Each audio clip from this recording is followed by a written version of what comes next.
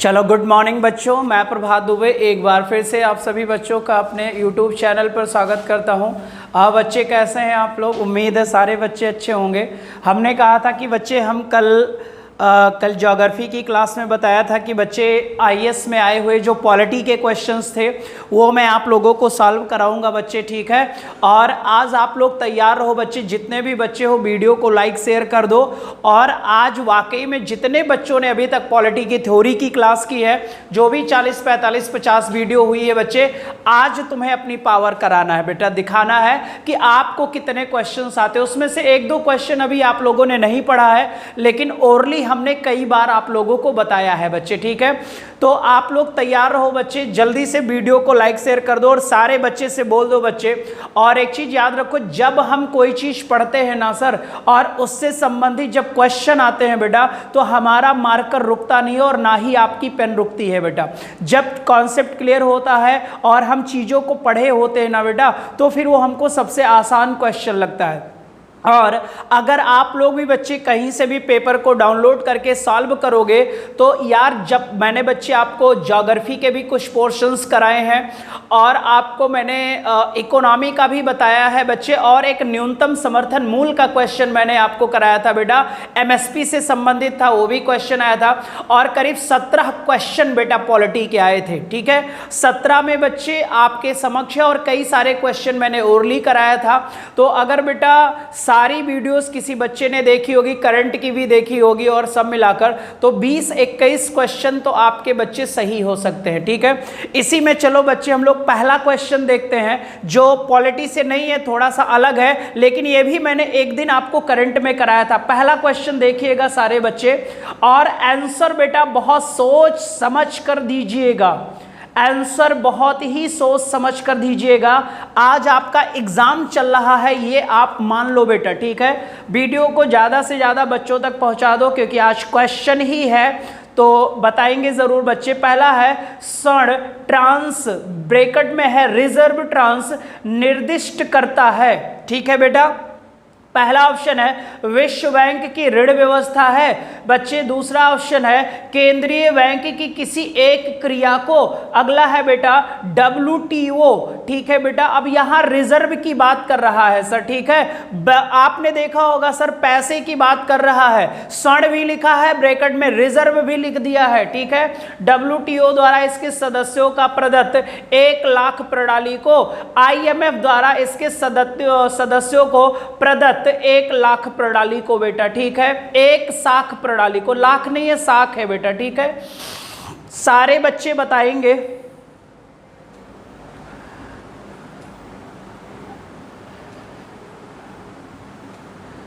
बहुत ही सरल क्वेश्चन है, सारे लोग आ जाओ जल्दी जल्दी वीडियो पर बेटा और बताओ बच्चे। आज आपका एग्जाम चल रहा है, याद रखना। अब यहां पर बच्चे ध्यान से देखिएगा, ये जो स्वर्ण ट्रांस हैं, एक दिन बच्चे मैंने आप लोगों को IMF के बारे में बताया था बेटा, ठीक है। IMF का मतलब होता है इंटरनेशनल, सारे बच्चों को बताया था मॉनेटरी फंड। इसे ही हम कहते हैं अंतरराष्ट्रीय मुद्रा कोष, इसे ही हम कहते हैं अंतरराष्ट्रीय मुद्रा कोष बेटा। ये सारे बच्चों को तो पता होगा। अब ये जो IMF है ना बेटा, अब याद रखना सर, अब ये भी बच्चे वर्ल्ड बैंक के साथ स्थापित हुआ था ब्रेटन वुड्स सम्मेलन में। जब भी कभी IMF की बात करो बच्चे, तो ये सम्मेलन भी हमें याद होना चाहिए कि IMF की स्थापना कौन से सम्मेलन के तहत की गई थी। तो आप बोलोगे ब्रेटन वुड्स सम्मेलन के तहत की गई थी बच्चे। और 189 देश हैं इसके बेटा। और जो IMF है बेटा, ये बच्चे आपको पता है सिर्फ सदस्य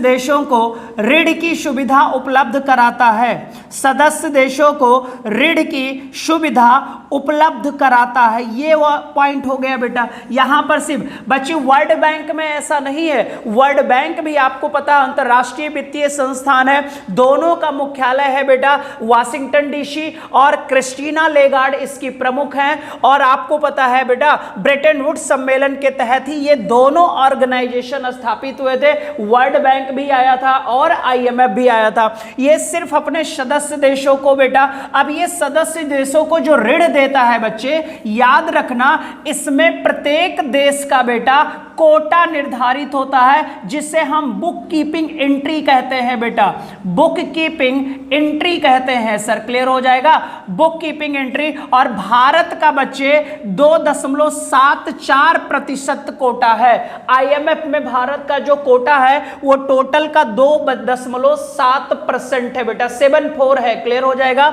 बुक कीपिंग एंट्री के रूप में होता है प्रत्येक देशों का अपना कोटा, जो होता है बच्चे कहां पे, IMF में। क्लियर। अब ध्यान से देखो बच्चे, IMF जो बच्चे अधिकार पत्र जारी करता है, मुद्रा जारी करता है, उसे हम SDR कहते हैं। स्पेशल, ये मैंने करंट में कराया, स्पेशल ड्रॉइंग राइट बेटा, ठीक है। इसे कहते हैं विशेष आहरण अधिकार, विशेष आहरण अधिकार बेटा। और याद है ना सर, ये 5 बच्चे करेंसी में है, अब तो पहले तो डॉलर में ही था।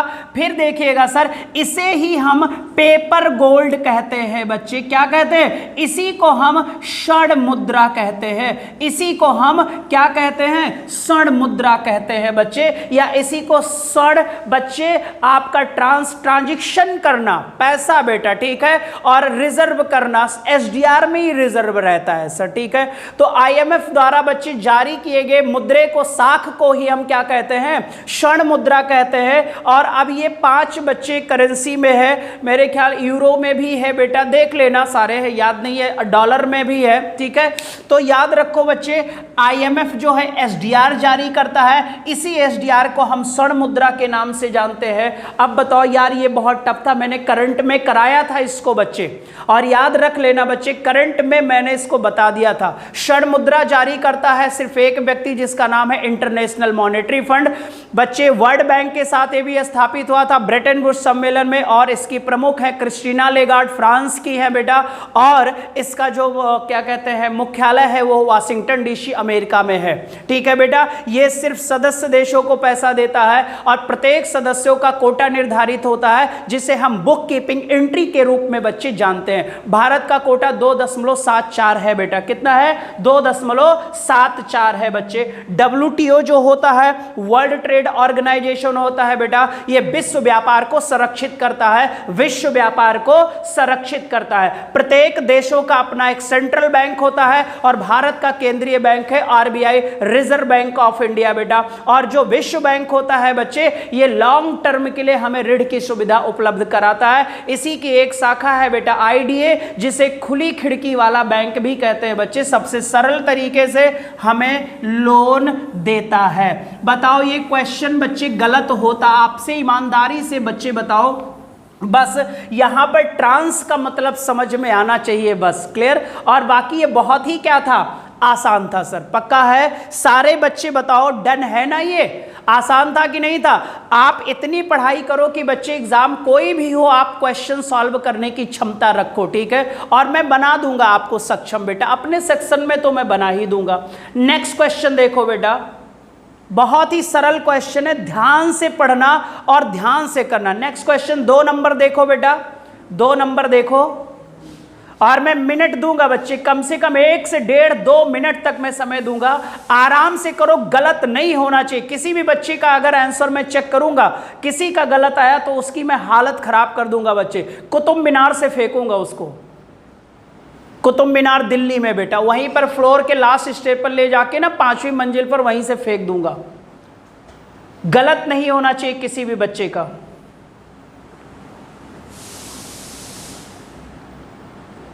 भारत के संविधान भाग 4 में अंतर्विष्ट प्रावधानों के संदर्भ में निम्नलिखित कथनों में से कौन सा कथन सही है? यानी कि बच्चे यहां पर किसकी बात कर रहा है? भाग 4 की बात कर रहा है। आंसर सारे बच्चे बताओ, फिर सॉल्व कराएं।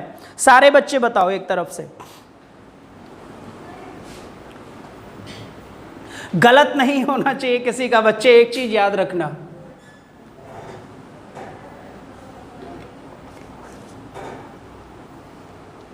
और याद होगा जब मैंने बच्चे राज्य के नीति निदेशक तत्व का पहला लेक्चर लिया था तो मैंने बहुत सारे की पॉइंट्स लिखाए थे।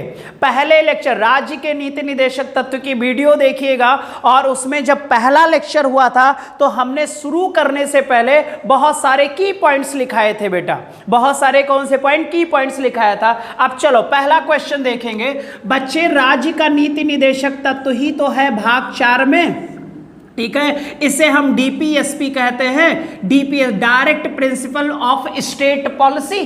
क्लियर? फिर ये मैंने कहा था भाई कहां से लिया गया, तो आपने कहा सर ये तो आयरलैंड से लिया गया, अनुच्छेद 36 से लेकर 51 तक। क्लियर हो जाएगा। फिर मैंने कहा कि क्या ये बच्चे न्यायालय द्वारा परिवर्तनीय है, तो हमने वहां पर की पॉइंट्स में लिखाया था मौलिक अधिकार तो न्यायालय द्वारा परिवर्तनीय है, लेकिन बच्चे आपका डीपीएसपी न्यायालय द्वारा परिवर्तनीय नहीं है। तो यहां पर ऑप्शन देखो बच्चे, क्या ये न्यायालय द्वारा परिवर्तनीय होंगे? तो आपका रिजल्ट होगा नहीं, तो पहला ऑप्शन तो ऐसे ही गलत हो गया। फिर दूसरा है बच्चे, किसी भी न्यायालय द्वारा परिवर्तनीय नहीं होगा। यस सर, दूसरा जो पॉइंट है बेटा, न्यायालय द्वारा परिवर्तनीय नहीं होगा, डीपीएसपी को परिवर्तित नहीं किया जा सकता, नए पॉइंट्स जोड़े जा सकते हैं, लेकिन मौलिक अधिकार परिवर्तनीय है। संपत्ति के अधिकार को हमने बच्चे 44वां संविधान संशोधन करके हटा दिया था। क्लियर हो जाएगा। फिर बच्चे देखिए दूसरा ऑप्शन हमारा सही हो गया। तीसरा ऑप्शन देखिए बच्चे, इस भाग में अधिकथित सिद्धांत राज्य के द्वारा। बेटा आपको मैंने कहा था कि जो डीपीएसपी है यहां पर राज्य कोई भी कानून बनाने के लिए पूर्णतया क्या है? स्वतंत्र है। तो डीपीएसपी पर कानून कौन बनाएगा भाई? राज्य ही तो बनाएगा। तो हमारा तीसरा ऑप्शन भी क्या है? सही है। यानी कि अगर इस क्वेश्चन का देखा जाए तो पहला ऑप्शन गलत होता है और दूसरा क्या होता है? सही होता है बच्चे। तो यहां पर जो आपका कूट है वो कूट कौन सा सही हो जाएगा बच्चे? कूट जो हो जाएगा वो डी ऑप्शन सही हो जाएगा बच्चे। दूसरा भी सही है आपका और तीसरा भी सही है बच्चे, आप याद रखिएगा। क्लियर हुआ? कितने बच्चों का सही हुआ? सारे लोग बेटा यस यस लिख कर भेजना।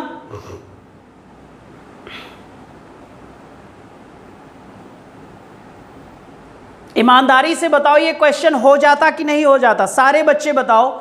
जिससे नहीं हो पाता वो नहीं लिखेगा, और जिससे हो जाता बेटा वो एस लिख कर भेजो बच्चे। मैं देखूंगा प्रत्येक बच्चों का।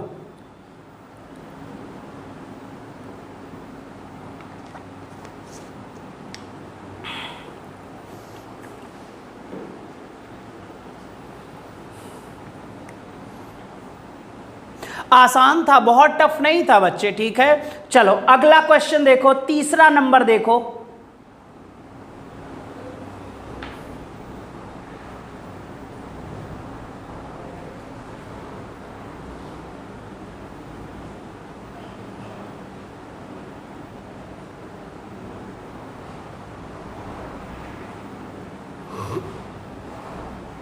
बहुत आराम से क्वेश्चन, जल्दबाजी ना करना। पढ़ाया है ये भी भैया।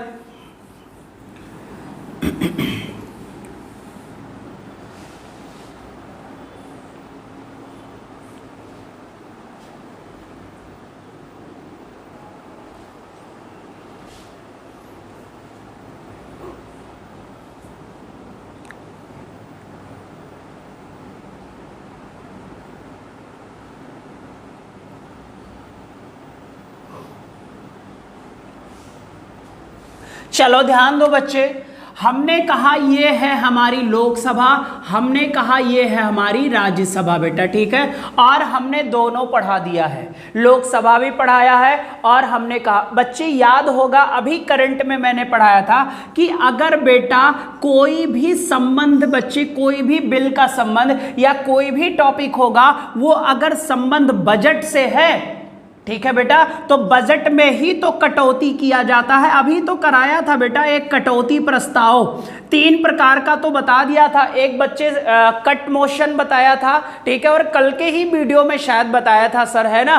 तो यहां पर देखो, अगर कटौती से संबंधित कोई टॉपिक आता है तो यहां पर पहले डी देखो, कटौती प्रस्ताव बच्चे प्रस्तुत करने के विषय में शक्तियां किसके पास ज्यादा हैं। हमने कहा था अगर बजट के काम होंगे और बजट में होता है मनी बिल, बजट में होता है क्या, मनी बिल, जिसे हम धन विधेयक कहते हैं। क्या कहते हैं, धन विधेयक कहते हैं। तो आपको पता है यार पावर सबसे ज्यादा किसकी है, लोकसभा की है बेटा, पावर किसकी है, लोकसभा की है। तो आपको पता चल गया, यहां पर क्वेश्चन कह रहा है कि सर कौन सी समान शक्तियां क्षेत्र में है जहां पर दोनों लोग इक्वल पावरफुल है। तो क्या बजट पर वो पावरफुल है इक्वल, नहीं सर, ये नाम मात्र की पावर रखता है। बजट पर सबसे ज्यादा पावर किसके पास है, लोकसभा के पास है। तो जो डी ऑप्शन होगा वो आपका वैसे कैंसिल हो गया। डी ऑप्शन पर पावरफुल लोकसभा होता है, ना कि राज्यसभा होता है। ठीक है बच्चे, तो डी ऑप्शन बेटा कटौती, कटौती का मतलब याद रखना सर बजट से संबंधित है। अब फिर आगे बढ़ा जाए बच्चे, तो डी ऑप्शन तो आपका गलत कर दिया गया। फिर है बच्चे कि मैंने आपको जब राज्यसभा पढ़ाया था तो मैंने कहा था कोई भी अगर अखिल भारतीय सेवा, कोई भी बच्चे अखिल भारतीय सेवा का नए प्रकार से गठन करना है तो सबसे पहले यह प्रस्ताव राज्यसभा में जाएगा और राज्यसभा बच्चे आदेश देगी लोकसभा को कि एक नई अखिल भारतीय प्रशासनिक सेवा का गठन किया जाए।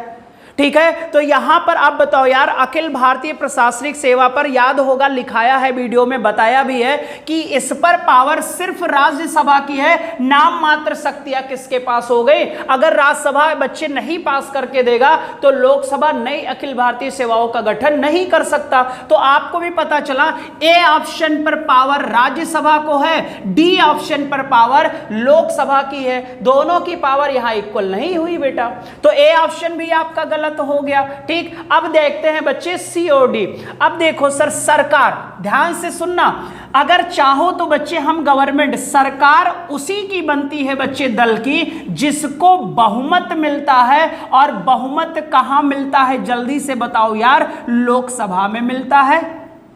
अगर लोकसभा में इस सरकार को मेजॉरिटी है तो ये सरकार चलेगी, और बहुमत नहीं है तो सरकार डाउनफॉल हो जाएगी, गिर जाएगी। तो आप बताओ यार, सरकार में पावरफुल कौन हुआ, लोकसभा की राज्यसभा? तो आप बोलोगे सर लोकसभा हो गई। तो बच कौन सा रहा है यार, यहां पर बच रहा है संविधान में संशोधन करना है। अभी मैंने कहा था जब बच्चे मैंने सिटीजनशिप अमेंडमेंट एक्ट पढ़ाया था, ठीक है बेटा, और उसमें कहा था कि अमित शाह ने सबसे पहले एक्ट राज्यसभा में पास कराया और राज्यसभा के बाद बेटा लोकसभा में पास हुआ।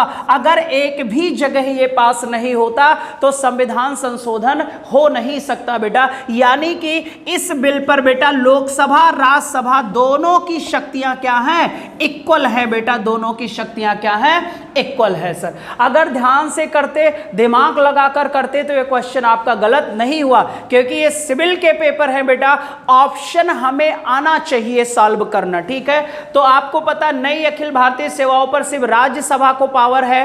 राज्यसभा जब तक बच्चे बिल को पास नहीं करेगा तब तक लोकसभा कुछ नहीं कर सकता। कटौती प्रस्ताव धन विधेयक से संबंधित है तो ये सिर्फ बच्चे धन विधेयक लोकसभा को पावर है बेटा। सरकार हटती उसी की है बच्चे जिसका सरकार में लोकसभा में मेजॉरिटी रहता है। ठीक है, बताओ सारे बच्चों को समझ में आया? तीसरा क्वेश्चन डन करो सारे लोग एक तरफ से। 3 क्वेश्चन आपने सॉल्व किया।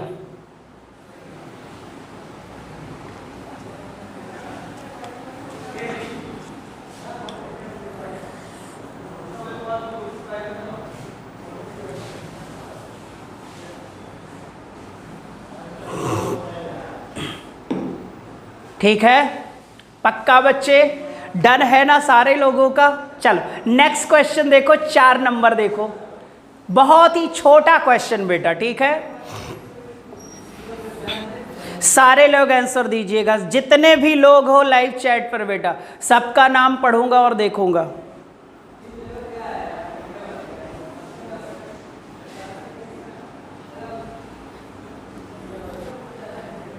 निम्नलिखित में से बच्चे निम्नलिखित मूल अधिकारों के किस संवर्ग में अस्पृश्यता के रूप में किए गए विभेदन का विरुद्ध बच्चे संरक्षण समाविष्ट है? ठीक है, संरक्षण समाविष्ट है बेटा। यहां पर अस्पृश्यता की बात कर रहा है यार, अनटचेबिलिटी की बात कर रहा है। किसकी बात कर रहा है? अस्पृश्यता की बात कर रहा है, यानी कि अनटचेबिलिटी की बात कर रहा है। और यार आपको पता है अनटचेबिलिटी आर्टिकल किस में है? 17 में है। और हमने आपको पढ़ाया है भाई कि जो समता का अधिकार होता है, जो समानता का अधिकार होता है, वो आर्टिकल 14 से लेकर आर्टिकल 18 तक है बेटा। आर्टिकल 14 से लेकर आर्टिकल 18 तक है। तो ये कौन से आर्टिकल में हो गया? 17 में हो गया। और 17 बच्चे मिला लेते। अगर हम शोषण के विरुद्ध की बात करें तो 23-24 है, अस्पृश्यता का जिक्र नहीं है। स्वतंत्रता की अधिकार पर है तो बच्चे 19 से 22 तक है, वहां पर भी अस्पृश्यता का प्रावधान नहीं है। संवैधानिक उपचारों का अधिकार आर्टिकल 32 में है, वहां पर भी बच्चे मैंने रिट की बात की थी, ना कि अस्पृश्यता की बात की थी। तो पहला बच्चे डी ऑप्शन होगा, समता का अधिकार। समता में ही बच्चे 5 क्षेत्रों में समानता होना चाहिए, उसी में एक अनुच्छेद 17 है जो भारत देश में अस्पृश्यता का बच्चे निषेध करता है या प्रतिबंध लगाता है या इसका विरोध करता है कि कोई भी भाई छुआछूत नहीं फैलाएगा, कोई भी भाई छुआछूत नहीं फैलाएगा। ठीक है, तो बताओ ये ऑप्शन सही हो जाएगा कि नहीं सही हो जाएगा? चौथा ऑप्शन, ठीक है, समता का अधिकार। आर्टिकल 17 किसमें है? समता में है। ठीक है, और अगर मान लो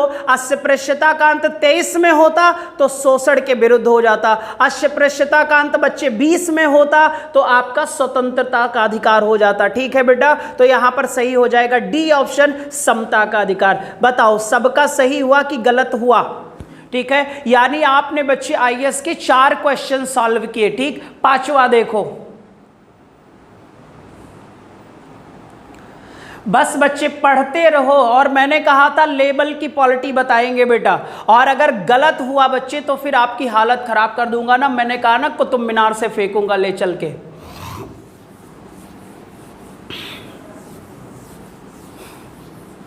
बच्चे मेहनत करो, आप लोग स्ट्रगल करो सर।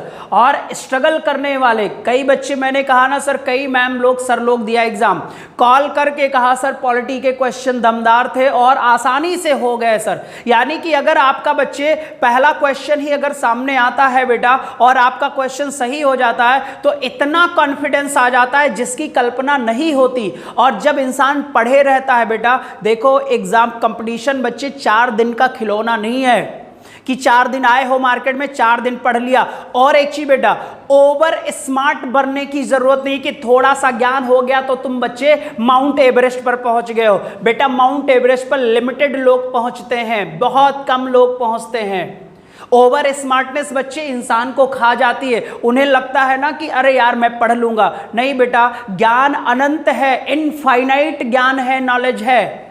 बस इतना ब्रेन में कर लो कि हमारे एग्जाम में क्वेश्चन सही हो जाए। आपको कंपटीशन निकालना, बैठकर पीएचडी नहीं करना है। कुछ लोग तो पीएचडी करने लग जाते हैं, वो सोचते हैं कि मैं ये खुराफात वाला क्वेश्चन पूछूं तो यार टीचर फंस जाएगा। टीचर बच्चे अपने सब्जेक्ट का स्मार्ट होता है, ऐसे कोई मार्कर लेकर खड़ा नहीं होता बेटा। और कभी भी सर किसी भी व्यक्ति का जो भी हो बेटा, हमें हर जगह से ज्ञान को सीखना चाहिए भाई। जहां अच्छाई होगी वही बुराई होगी, जहां बुराई होगी वही अच्छाई होगी बेटा। हार के बाद जीत है, जीत के बाद भी कुछ लोग हार जाते हैं बेटा।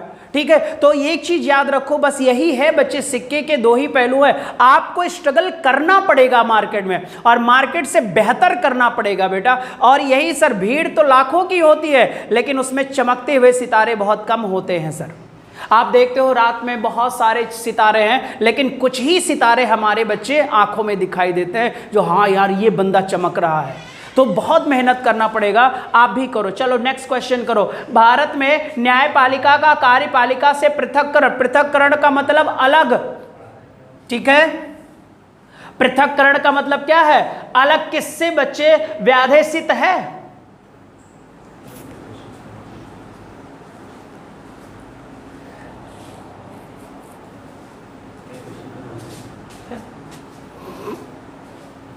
ठीक है बेटा, अब ध्यान से देखो यार, अगर अभी मैं डेली सॉल्व कराता हूं बच्चे कि जो हमारी कार्यपालिका है और जो हमारी न्यायपालिका है, इन दोनों का पृथक्करण किया गया है। पृथक्करण इसलिए किया गया है ताकि ये भी स्वतंत्र रूप से काम करें और ये भी स्वतंत्र रूप से काम करें। और ये बच्चे आपको पता है अनुच्छेद किस में है, 50, और अनुच्छेद किस में बच्चे, 50 किस में है, तो राज्य के नीति निदेशक तत्व में है, यानी डीपीएसपी में ही तो पढ़ाया था यार। कई सारे पॉलिटी के जो क्वेश्चन सॉल्व कराता हूं इसमें भी 2-3 बार सॉल्व कराया बेटा, कराया कि नहीं कराया। तो बच्चे अगर न्यायपालिका कार्यपालिका का पृथक्करण है तो आर्टिकल 50 में है, और आपको पता है आर्टिकल 50 है बच्चे राज्य का नीति निदेशक तत्व, तो 36 से लेकर 51 तक यही तो है कि नहीं है? जल्दी से बताओ सारे लोग, बेटा यही तो पढ़ाया आपको। क्या ये क्वेश्चन गलत हो जाता आपसे?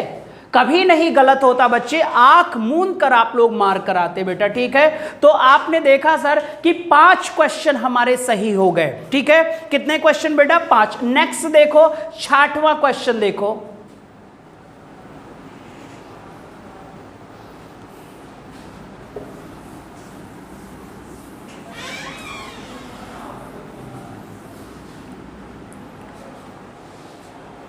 अभी गांधी जी का 191वां जयंती मनाया गया, मैंने कराया है, करंट में कराया है पूरा। गांधीवाद और मार्क्सवाद के बीच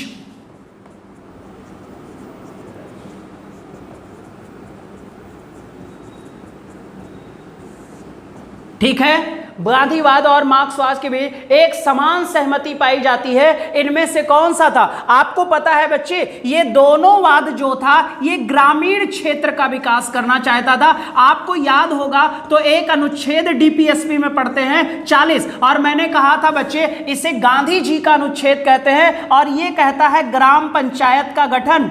कहा गया था बच्चे किसका? ग्राम पंचायत का गठन। वो चाहते थे बच्चे कि यहां पर ध्यान से देखिएगा, क्या गांधी जी कैपिटलिस्ट व्यवस्था थे? नहीं बच्चे। क्या? और बेटा जो आर्थिक नियतिवाद है वही कैपिटलिज्म है। और बच्चे सी और डी लगभग एक ही है। गांधी जी कभी निजी पूंजीवाद को, संपत्ति को बढ़ावा देने की बात उन्होंने नहीं की, वो हरदम बच्चे ग्राम पंचायत लेवल पर गए, गांव के क्षेत्र में चले गए बेटा। कौन से क्षेत्र में? गांव के लेवल पर गए बेटा, ठीक है। जो सबसे कमजोर लोग थे बच्चे ग्रामीण क्षेत्रों में, उनके शहरों में, सॉरी क्या कहते हैं, अपने देश में, वहां तक वो पहुंचे बेटा, ठीक है। सबसे दुर्बल वर्ग के पास क्या वो वर्ग संवर्ग था बेटा? वर्ग संघर्ष वो नहीं कभी चाहे। हरदम बच्चे आपने देखा होगा वो किसके पुजारी रहे? अहिंसा के पुजारी रहे। इन दोनों की नियत थी बच्चे।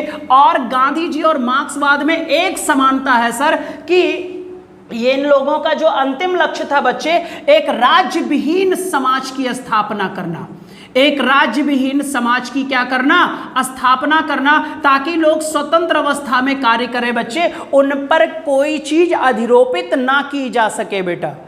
ये आप याद रखोगे सर, ठीक है। तो मार्क्सवाद और गांधीवाद में एक बच्चे समानता थी जिसमें दोनों लोग राज्यविहीन समाज की बात करते थे। यही इनके जीवन का अंतिम लक्ष्य था। और बच्चे ये ग्रामीण सेक्टर के उन प्रत्येक व्यक्ति के पास पहुंचना चाहते थे जो दुर्बल वर्ग के लोग हो बेटा। इसलिए गांधी जी हरदम बच्चे याद रखिएगा गिरे दुर्बल वर्गों के पक्ष में गए। इसीलिए तो डीपीएसपी में ये राज्य की निर्भरता हो गई कि सर राज्य पहुंचे, तो राज्यविहीन समाज की तरफ बच्चे इनका क्या था? स्टेबलाइजमेंट था, ठीक है। चलो यहां पर बेटा आपका कौन सा ऑप्शन हो जाएगा? ए ऑप्शन हो जाएगा। और उम्मीद है ये बहुत सारे बच्चों का क्वेश्चन सही हुआ होगा।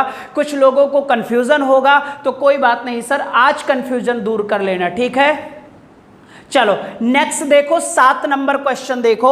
और इसे बहुत ब्यूरोक्रेट्स की बात की गई है, नौकरशाह, यानी जितने भी सरकारी अधिकारी होते हैं वो सब नौकरशाह होते हैं बेटा, ठीक है, नौकरशाही होते हैं, ठीक। चलो ध्यान से करो इसे।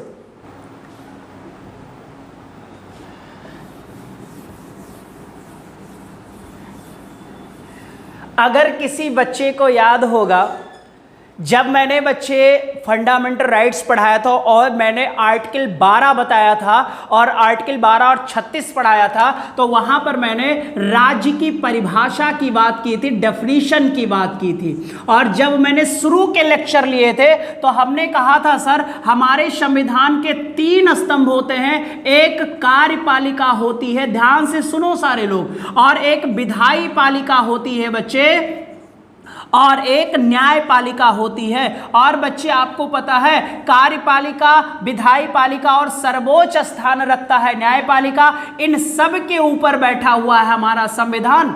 यानी संविधान के पिलर की संख्या कितनी हो गई, जल्दी से बोलो।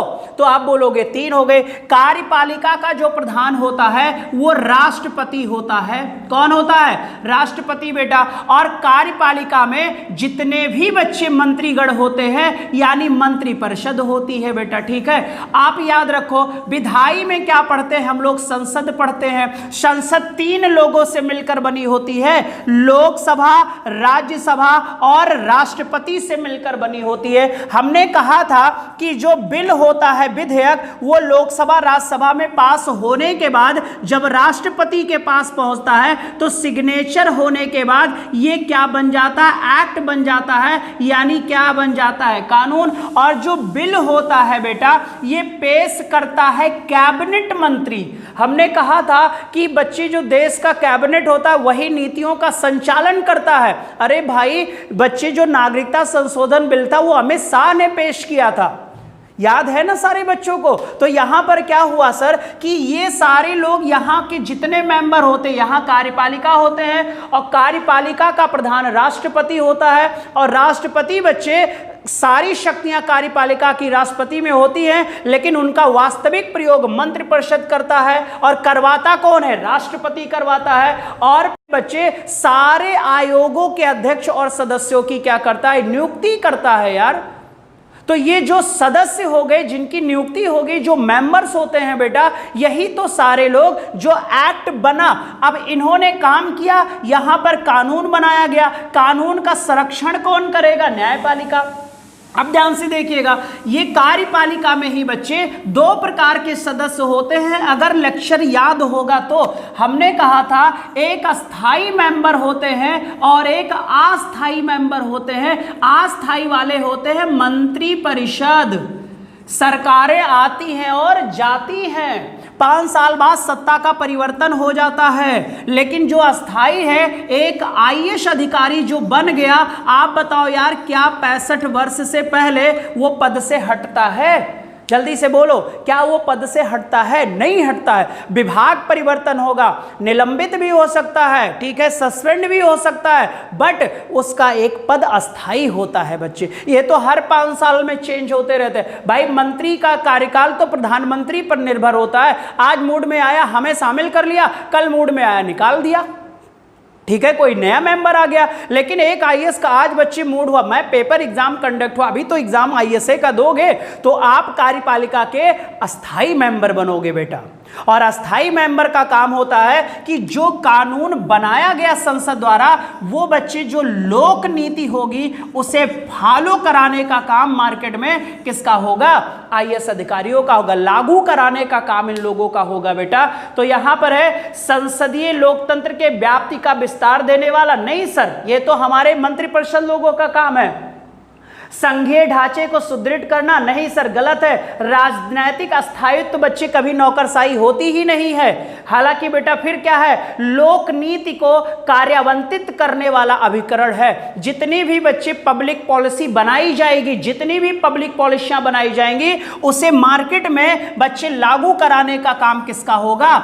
आईएएस का होगा। कोई व्यक्ति अगर इसका दुरुपयोग करता है तो उस पर बच्चे न्यायिक प्रक्रिया होती है हमारी न्यायपालिका। तो यहां पर सबसे जो बेस्ट आंसर होगा कि नौकरशाही का निम्नलिखित में से कौन सा चरित्र चित्रण है? तो आपको भी पता है, लोक नीतियों को मार्केट में लागू कराना, उनकी देख रेख करना। पुलिस का भी तो यही काम होता है सर, न्यायपालिका का यही काम होता है, जजेस का यही काम होता है कि जो बनाया गया है, लेकिन कानून तो संसद से बन के आता है कि बच्चे स्वयं जज साहब बना लेते हैं, नहीं बनाते बेटा, ठीक है। तो आपको पता चल गया होगा ब्यूरोक्रेट्स का मतलब, आप भी जब अधिकारी बनोगे तो आपको भी लोक नीति को फॉलो करना होगा। ऊपर से ऑर्डर आ जाएगा, उसी को आप फॉलो करोगे, ठीक है। तो उम्मीद है बच्चे ये सबको समझ में आ गया होगा, ठीक है। तो चलो नेक्स्ट क्वेश्चन देखते हैं बेटा। नेक्स्ट क्वेश्चन बहुत ईमानदारी से करना।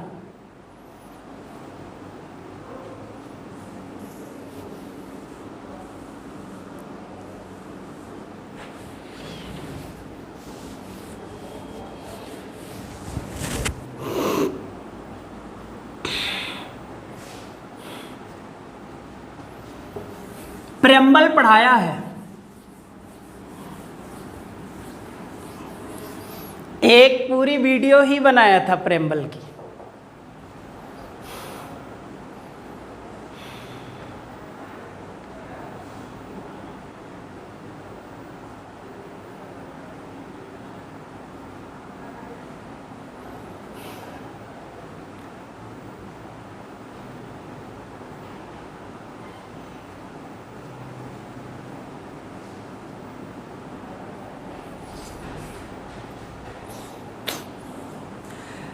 क्वेश्चन कहता है कि भारत के संविधान की उद्देशिका यानी प्रेम्बल बेटा संविधान का भाग है। यस सर, आपको पता है ना केशवानंद केस बेटा, याद होगा तो हमने कहा था केशवानंद केस के बाद बेटा जो बेरूबाड़ी केस हुआ था, बेरूबाड़ी केस में बच्चे सुप्रीम कोर्ट ने उद्देशिका को अंग नहीं माना था, लेकिन केशवानंद भारती बनाम केरल राज्य में बच्चे जब आया तो सुप्रीम कोर्ट अपने पूर्व के निर्णय को रद्द करके बच्चे संविधान को उद्देशिका को संविधान का क्या माना, भाग माना। तो एक पॉइंट तो ये सही हो जाता है, किंतु कोई विधिक प्रभाव नहीं रखती। विधिक लीगल राइट्स रखती है बच्चे, नहीं रखती है। क्लियर हो जाएगा।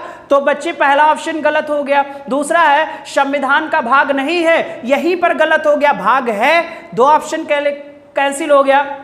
अगला है बेटा संविधान का भाग है और वैसा ही विधिक प्रभाव रखती है जैसा कोई अन्य भाग। नहीं सर, सारे के सारे आर्टिकल और जो भाग हैं उन लोगों की क्रियाकलाप अलग अलग है। संविधान का भाग है लेकिन अभी हमें परफेक्ट आंसर नहीं मिला बच्चे, सभी भाग के बराबर नहीं है हमारी उद्देशिका। फिर अगला है संविधान का भाग है किंतु उसके अन्य भागों से स्वतंत्र होकर उसका कोई विधिक प्रभाव नहीं है, यानी कि बच्चे भाग भी है लेकिन स्वतंत्र होकर, यानी कि बच्चे स्वतंत्र होकर ये न्याय योग्य नहीं है। और हमने कहा था उद्देशिका में बेटा कि इसे संविधान की कुंजी मानी गई, पार्ट माना गया, लेकिन हर क्षेत्र में इसे बच्चे स्वतंत्र रूप से लीगल नहीं माना गया। स्वतंत्र रूप से का मतलब होता है कि हर क्षेत्र में यह लागू हो जाए बेटा, और आपको पता है सर ये हर क्षेत्र में लागू नहीं हो सकती है। तो आपका जो बेस्ट आंसर होगा बच्चे वो बेस्ट आंसर हो जाएगा क्या, डी हो जाएगा कि संविधान बच्चे का भाग है किंतु उसके अन्य भागों से स्वतंत्र होकर उसका कोई विधिक प्रभाव नहीं है।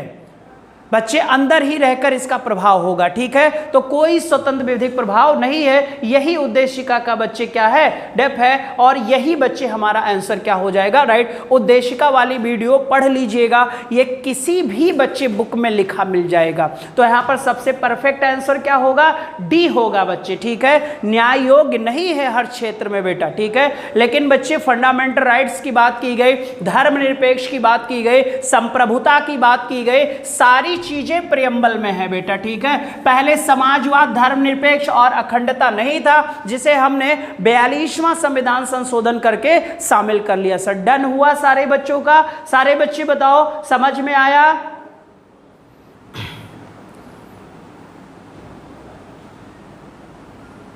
चलो नेक्स्ट क्वेश्चन देखो, थोड़ा लंबा है।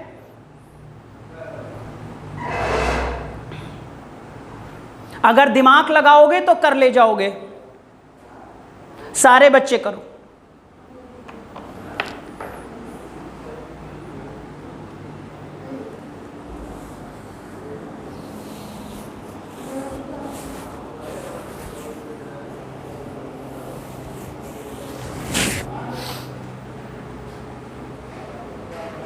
अगर दिमाग लगाओगे तो कर ले जाओगे, मेरी गारंटी है।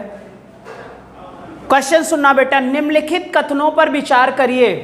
पहला है भारत के संविधान के अनुसार कोई भी ऐसा व्यक्ति जो मतदान के लिए योग्य है, 18 वर्ष पर मतदान करने की क्षमता है बेटा, ठीक है, योग्य है, किसी राज्य में 6 माह से अधिक के लिए मंत्री बनाया जा सकता है, तब भी जबकि वह राज्य के विधानमंडल का सदस्य नहीं है। अब पहला पॉइंट पर डिस्कस करते हैं बच्चे, ठीक है। हमने आपको कहा था कि बच्चे अगर मंत्री बनना है तो चाहे बच्चे राज्य में बनना है और चाहे केंद्र में बनना है, तो आपको पता है कि वहां लोकसभा है और राज्यसभा है, यहां पर लेजिस्लेटिव असेंबली है और लेजिस्लेटिव काउंसिल है, यानी विधान परिषद है बेटा और विधानसभा है। अगर मान लो कोई मंत्री परिषद में शामिल हो जाता है बेटा, ठीक है, और किसी भी सदन का अगर सदन का सदस्य नहीं है, मेंबर नहीं है, तो आपको भी पता है उसे कितने दिन का समय दिया जाता है, 6 महीने का समय दिया जाता है। योगी आदित्यनाथ जी बेटा जब मुख्यमंत्री बने, मंत्री बने, तो वो किसी भी सदन के सदस्य राज्य विधानमंडल में नहीं थे, लेकिन उन्हें 6 महीने का समय मिला और 6 महीने में ही बेटा अंदर उन्होंने राज्य विधानमंडल के विधान परिषद में मेंबर बने।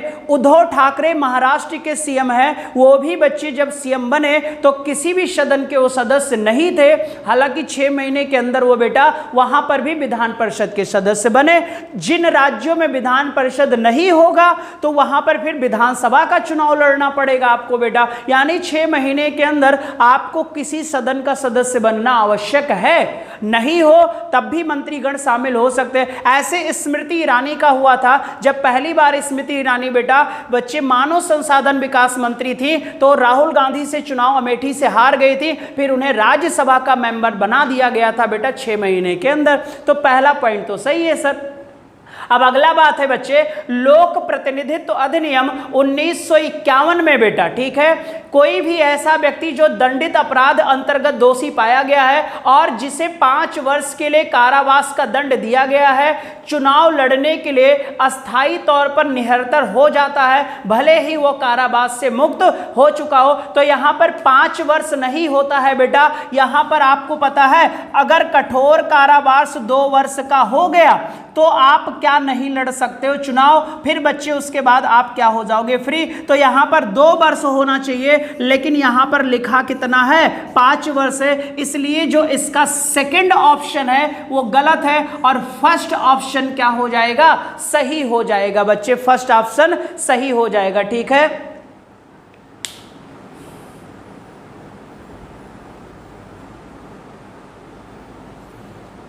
ठीक है बच्चे, यहां पर आपका केवल 2 हो जाएगा बच्चे, ठीक है, केवल कौन सा हो जाएगा, 2 हो जाएगा बेटे, ठीक है, केवल 2 हो जाएगा सर, नोट कर लेना बच्चे, केवल 2 हो जाएगा। पहला ऑप्शन क्या होगा बच्चे, सही हो जाएगा, और दूसरा क्या हो जाएगा, गलत हो जाएगा बेटा, ठीक है। चलिए नेक्स्ट क्वेश्चन देखिएगा बेटा। नेक्स्ट क्वेश्चन बहुत सोच समझकर, क्वेश्चन कहता है बच्चे, निम्नलिखित कथनों पर विचार कीजिए।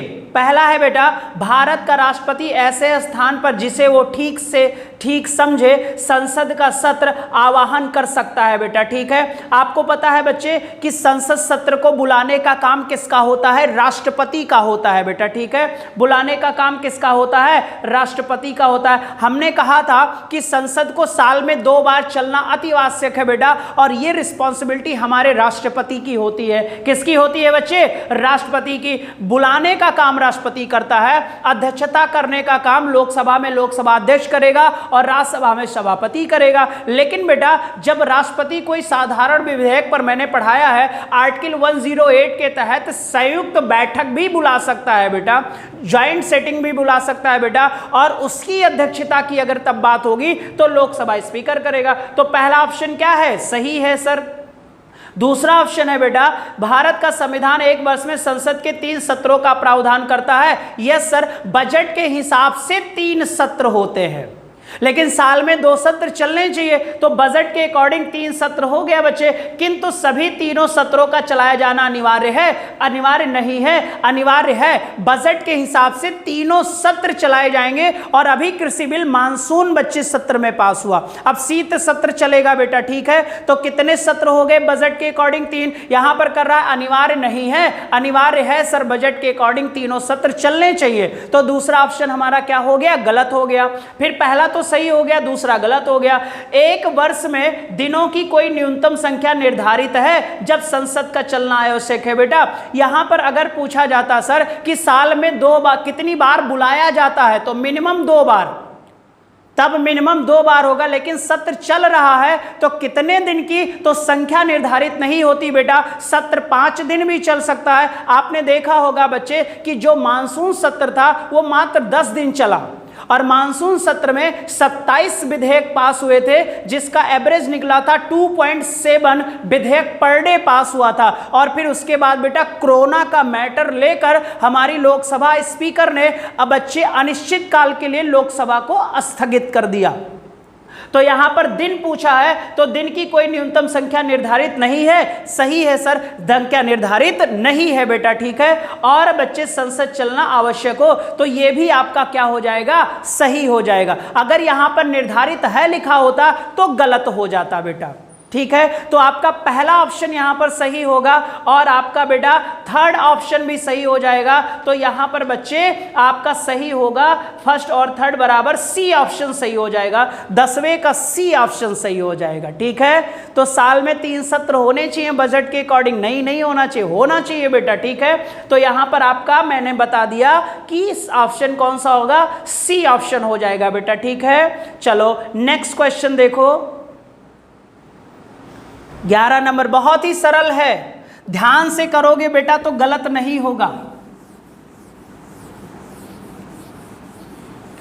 सब पढ़ाया है, सब बताया है, अच्छे से बताया है। ये भी नहीं कि मैंने इस बार बताने में कंजूसी की थी, ऑफलाइन में तो कंजूसी कर देता था लेकिन ऑनलाइन में कंजूसी नहीं किया हूं और बेहतरीन तरीके से आपको पॉलिटी करा दिया हूं और उतनी ही बेहतरीन तरीके से। देखो ये फ्री की शिक्षा है बेटा, ले लो, नहीं यही पढ़ने के लिए फिर आओगे ऑफलाइन पैसे दोगे, है ना, मोटी रकम दोगे तब अच्छा लगेगा। अभी कुछ लोगों को अच्छा नहीं लग रहा है, अच्छा नहीं लग रहा है तो गड्ढे में गिर जाओगे, डन है।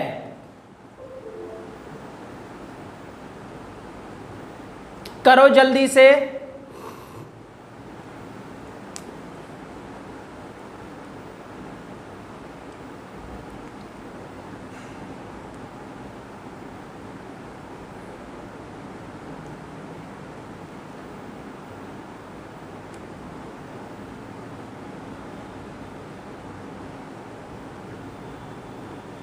संसदीय व्यवस्था वाली सरकार वह होती है जिसमें संसद के सभी राजनीतिक दलों की सरकार में प्रतिनिधित्व होते हैं। अरे यार एक चीज बताओ, जो दल होगा, जिस दल को बेटा क्या मिलेगा, बहुमत मिलेगा, उसी की तो बच्चे संसद में सरकार होगी। बोलो जल्दी से। और दल आपको पता है क्या, कांग्रेस और बीजेपी एक है। अरे ये दल है तो ये सरकार, बच्चे विपक्ष है तो ये सरकार से क्या है यार, बाहर है ना। सभी दल कैसे हो गए सरकार में बच्चे, एक दल या एक से अधिक दल, तो यूपीए और एनडीए। अभी अगर पूछा जाए तो बीजेपी और उनके दल का बच्चे सरकार है, एनडीए, यूपीए बच्चे बाहर है। तो यूपीए से संबंधित जितने भी दल होंगे वो सरकार में शामिल हैं, नहीं है यार। तो आपका हो जाएगा बच्चे गलत, पहला तो 100% गलत हो गया। ये पॉइंट देख लिया आप लोगों ने। भाई सरकार यूपीए की नहीं एनडीए की है, तो एनडीए के जितने दल हैं और घटक है, मैंने अभी तो कराया यार। दूसरा ऑप्शन देखो, सरकार संसद के प्रति उत्तरदायी होती है। यस सर, सरकार जो है वो लोकसभा के प्रति, और लोकसभा तो संसद में है। फिर बेटा है और उसके द्वारा हटाई जा सकती है। यस सर, अगर लोकसभा भंग हो गई तो सरकार का सिस्टम क्या हो गया, खत्म हो गया। पहले देख लो। तीसरा ऑप्शन देखो, सरकार लोगों द्वारा निर्वाचित होती है। बेटा सरकार निर्वाचित नहीं होती है, सरकार में शामिल होने वाले सदस्यों का निर्वाचन होता है। किसका इलेक्शन होता है, सदस्यों का इलेक्शन होता है। और सदस्यों को बच्चे जब इतने अधिक हो जाते कि टोटल लोकसभा सदस्यों का 1/50 प्लस 1 सीट ज्यादा, तब उसकी क्या मिलती है, मेजॉरिटी मिलती है, बहुमत। तब वो दल बच्चे किस में शामिल होता है, सरकार में। तो सरकार का डायरेक्ट निर्वाचन नहीं होता, सदस्यों का इलेक्शन, फिर एक बहुमत दल, फिर बच्चे उस बहुमत दल का लोकसभा में बहुमत होगा तो उसका सरकार होगा। तो सी ऑप्शन भी गलत हो गया। नेक्स्ट है बेटा, सरकार संसद द्वारा चुनी जाती है। अरे भाई सरकार बच्चे के सदस्य लोक जनता द्वारा चुने जाते हैं, तो संसद का कोई तो मैटर ही नहीं करता। तो यहां पर बच्चे आपका होगा कि जो सरकार है सर, जो सरकार है, अरे इसी को तो गधे बच्चे हमारे मंत्रिपरिषद कहते हैं। और जो सरकार है ये किसके प्रति, लोकसभा। अगर व्यक्तिगत मंत्री की बात करें तो राष्ट्रपति, याद है ना, और लोकसभा भंग तो सरकार भी भंग। ठीक है, तो यहां पर जो सबसे बेस्ट आंसर होगा वो कौन सा हो जाएगा, बी ऑप्शन हो जाएगा सर, कि सरकार संसद के प्रति उत्तरदायी है और बच्चे उसके द्वारा हटाई जा सकती है। बच्चे भंग होगी लोकसभा तो काम खत्म हो गया सरकार का। ठीक है, सदस्य रहेगा, सरकार नहीं रहेगा। चलो नेक्स्ट क्वेश्चन देखो, 12 नंबर। 12 नंबर,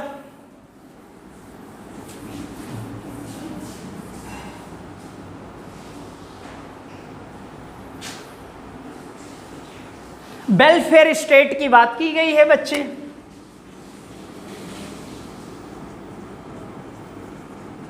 यानी कि लोक कल्याणकारी राज्य। बताओ लोक कल्याणकारी राज्य कहां है?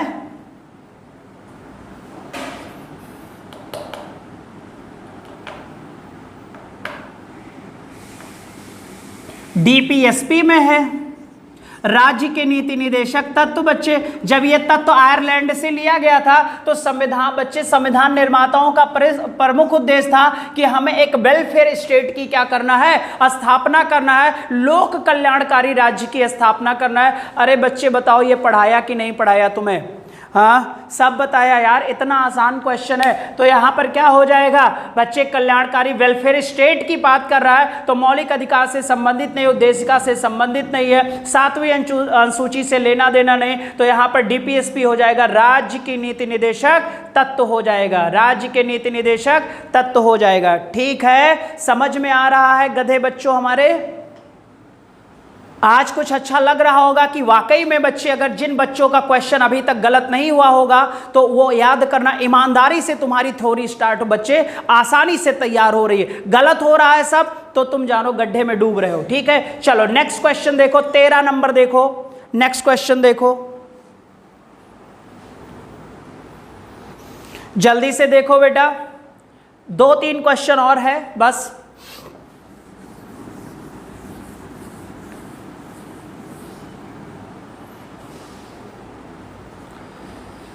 निम्नलिखित कथनों पर विचार कीजिए। पहला ऑप्शन देखो बच्चे, भारत का संविधान अपने मूल ढांचे को संघवाद, ठीक है, पंथ निरपेक्ष मूल अधिकारों और तथा लोकतंत्र के रूप में परिभाषित करता है। अरे बच्चे हमारे यहाँ पर मूल ढांचे की बात हो रहा है, संविधान का मूल ढांचा, और संविधान का मूल ढांचे में शामिल है बच्चे उद्देशिका। क्या उद्देशिका में बच्चे भारत राज्यों का एक संघ होगा कि नहीं? बाद में पंथ निरपेक्ष भी आया, बाद में समाजवादी भी आया। तो पहला ऑप्शन क्या हो गया यार, सही हो गया। हर चीज दिया था मूल ढांचे में बेटा, यानी कि 26 नवंबर 1949 को जो हमारा संविधान बनकर तैयार हुआ वहां पर बच्चे मूल ढांचे थे, और अभी तक हमने उसमें जो परिवर्तन किए वो भी तो वहीं शामिल होता जा रहा है। जिस बच्चे मूल ढांचे में जो भी चीजों का अभाव था उसे हम फिल करते चले जा रहे हैं बेटा। ठीक है, और 42वां संविधान संशोधन हमने किया था, पक्का है। तो पहला ऑप्शन क्या हो जाएगा, सही हो जाएगा। दूसरा है, भारत का संविधान नागरिकों की स्वतंत्रता तथा उन आदर्शों जिन पर संविधान आधारित है की सुरक्षा हेतु न्यायिक पुनरावलोकन की व्यवस्था करता है। बताओ जल्दी से, सही है कि नहीं? पहला तो सही है,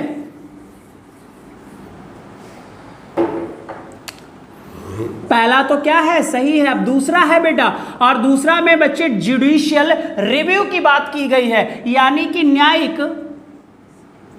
न्यायिक बच्चे पुनरावलोकन की बात की गई है। और हम कहते आए हैं सर, ये पॉइंट कहां से लिया गया, अमेरिका से लिया गया। हमने कहा था सर, याद होगा कि जो हमारा न्यायालय है बेटा, न्यायालय साक्ष्य के आधार पर निर्णय देता है। न्यायालय किसके आधार पर? साक्ष्य के आधार पर निर्णय देता है। मान लो मैं किसी केस में फंस गया और मेरे विरुद्ध साक्ष्य चला गया तो न्यायालय निर्णय दे देगा। तो मान लो मैं बच्चे उसमें इन्वॉल्व था तो निर्णय दिया तो चलो ठीक है, फैक्ट पर काम किया। मान लो साक्ष्य बच्चे अपोजिशन ने गलत तरीके से पेश किया और हमें फंसा दिया, और जब हमें फंसा दिया तब बताओ यार, मैं अगर फिर जेल जाता हूं तो हमारे स्वतंत्रता का हनन हुआ कि नहीं हुआ बच्चे? तो आपको पता है हमने रिव्यू सिस्टम लिया था। मान लो बेटा अभी रिजल्ट आ गया और हमें दंड दे दिया गया, लेकिन कुछ दिन के बाद बच्चे मैं एक ऐसा साक्ष्य पेश करने में सफल हुआ जिसमें मैं बेटा क्या नहीं था, दोषी नहीं था।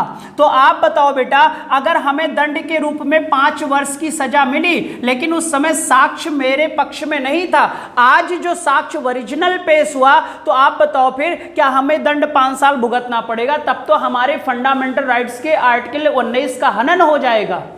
ठीक है, तो बच्चे जब नया साक्ष्य आ जाएगा तो हम पुनर्याचिका दाखिल करेंगे बच्चे, और पुनर्याचिका पर कोर्ट हमारी फिर क्या करेगी, सुनवाई करेगी नए साक्ष्य के आधार पर। अगर बच्चे इस साक्ष्य में मैं क्या हो गया, फ्री हो गया, तो हमें बेटा इस 5 साल से पहले ही क्या कर दिया जाएगा, छोड़ दिया जाएगा। यानी मैं गलत तरीके से बच्चे अभी तक सजा काट रहा था, असली दोषी तो कोई और था। तो न्यायपालिका जो निर्णय दे चुका है उस निर्णय को बेटा क्या कर देगा, पलट देगा और हमें तुरंत फ्री कर देगा बच्चे। तो न्यायिक पुनर्विलोकन है हमारी स्वतंत्रता का हनन ना हो। अमेरिका में था, अमेरिका से भारत में आया, अन्य देशों में नहीं है सर। अन्य देशों में सजा मिल गई तो मिल गई, आपको काटना पड़ेगा, लेकिन भारत और अमेरिका में बच्चे न्यायिक पुनर्विलोकन व्यवस्था की गई है। तो पहला भी सही होगा और हमारा दूसरा भी सही हो जाएगा, यानी कि ऑप्शन कौन सा हो जाएगा, सी ऑप्शन हो जाएगा, 1 और 2। ठीक है, 1 और 2 दोनों सही हो जाएगा बेटा। ठीक है, चलो नेक्स्ट क्वेश्चन देखो, 14 नंबर देखो।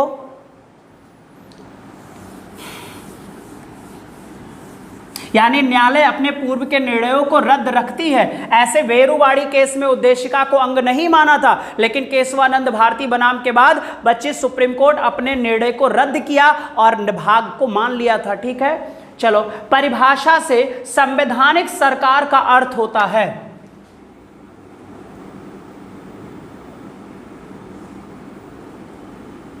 यहां पर संवैधानिक सरकार की बात की गई है। अब ये जो संवैधानिक सरकार होती है यार, आपको पता है बेटा, जिस व्यक्ति की सरकार बनेगी जिससे निम्न सदन में मेजॉरिटी मिलेगी यानी बहुमत मिलेगा, यानी कि 1/50 सीट प्लस 1 ज्यादा होगा। ठीक है, तो संवैधानिक सरकार जो होगी तो बच्चे निम्न सदन में ही तो जिसका बेटा बहुमत होगा। और निम्न सदन का कार्यकाल कितना है, आप बोलोगे सर 5 वर्ष है निम्न सदन का कार्यकाल, टेन्योर कितना है, तो 5 ही साल तक तो ये सरकार चलेगी और उसके बाद एक नया चुनाव होगा। फिर बच्चे नए चुनाव में अगर पुनः यही पार्टी आ जाती बीजेपी की तरह, कोई बात नहीं बच्चे, यानी कि जो संवैधानिक सरकार होती है उसका कार्य काल 5 वर्ष होता है और इसे कहते लिमिटेड, लिमिट है 5 वर्ष से ज्यादा आप नहीं रहे। इमरजेंसी के दौरान कार्यकाल को बढ़ाया जा सकता है, लेकिन कोई इमरजेंसी नहीं होगी यानी राष्ट्रीय आपातकाल नहीं होगा तो कार्यकाल को बढ़ाया नहीं जा सकता। तो यहां पर जो सरकार होती है बच्चे, वो कौन सी सरकार होती है, सीमित सरकार होती है, हर 5 साल पर चेंज हो सकती है, हर 5 साल पर चेंज हो सकती है। बहुदलीय सरकार तो हो ही जाती है बच्चे, कभी कभी बहुदलीय नहीं होता, सिंगल मेजॉरिटी के साथ बेटा सरकार लोग प्रिय भी होती, अच्छा काम करेगी। ठीक है, तो उम्मीद है समझ में आ गया होगा सारे बच्चों को, सीमित है बेटा। ठीक है, कार्यकाल 5 वर्ष। नेक्स्ट क्वेश्चन देखो, 2 और बचा है बेटा, बस जल्दी से देख लो।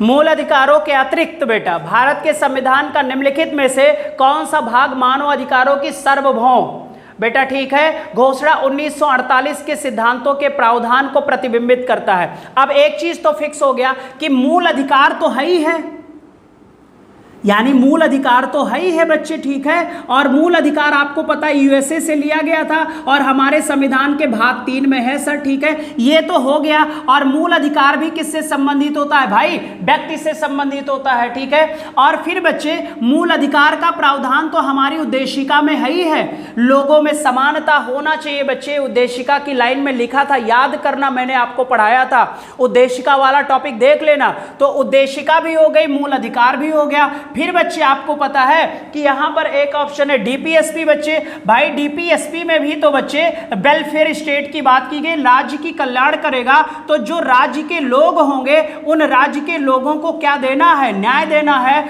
आर्थिक न्याय देना है, सामाजिक न्याय देना है और राजनीतिक। तो ये भी तो बच्चे किससे जुड़ गया? व्यक्तियों से जुड़ गया। ठीक है, और यहां पर पूछ रहा है बच्चे मानव अधिकार की ही तो बात कर रहा है यार। फिर बच्चे उद्देशिका भी मानव अधिकार की बात, मूल अधिकार भी, डीपीएसपी भी। और बच्चे फिर 1976 में नहीं हुआ तो हमने बच्चे फंडामेंटल ड्यूटीज जोड़ दिया। और ये भी बच्चे व्यक्ति के ऊपर डिपेंड करता है। सरकारी स्कूल में ईंटा पत्थर मत फेंको, ये आपके ऊपर डिपेंड करता है यार। तो ये तो फंडामेंटल बच्चे राइट की ही तरह हो गया। तो यहां पर ये चारों जो हैं बेटा ये सिर्फ व्यक्ति से संबंधित है। तो यहां पर आपका कूट होगा 1 2 3। ठीक है, 1 2 3 हो जाएगा बच्चे। सभी के सभी मानव अधिकार की सार्वभौम घोषणा करते हैं बेटा। और ये बनाया गया था universal declaration of human right 1948 के सिद्धांत पर ही सारी चीजों को तैयार किया गया है। ठीक है सर, चलो नेक्स्ट क्वेश्चन देखो सर।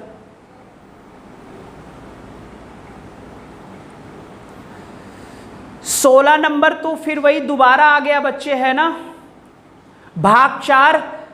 इसमें सेकंड और थर्ड हो जाएगा।